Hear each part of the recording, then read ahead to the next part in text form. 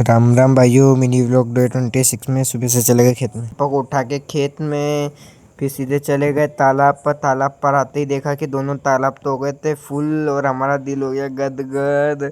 फिर हमने आ गए नेट हाउस में। फिर यहाँ पे चलाया हमने 19 फिर चलाया बोरान। बोरान चलाने के बाद सीधे चले गए पिकअप पास। पिकअप में से उतारी करेठोन क्योंकि उसमें भरना था मक्का। फिर मक्का जो हमने सूखने डाला था उसको भर लिया पिकअप में और फिर खाली करवा दिया गोडाउन पर। फिर उसके बाद अपनी गाड़ी की चेन हो गई थी ढीली तो उसको कर लिया टाइट। फिर उस पर रख ली मोटर और सीधे निकल गए पंधाना के लिए। रास्ते में मिले परसन बाबा, उनके दर्शन करते सीधे चले गए घर। फिर देखा कि रोड का काम चल रहा है तो ऐसा ही काम चलता रहा तो पक्का 2 साल में रोड बन जाएगा।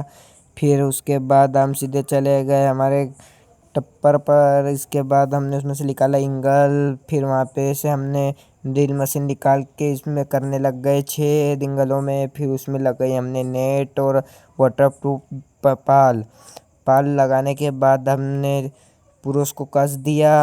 और फिर एक कड़ी कम पड़ी थी तो उसको हमने सबसे पहले काट लिया हमारे थोड़े यूनिक स्टाइल में क्योंकि हमें पास था चुग्गा नहीं।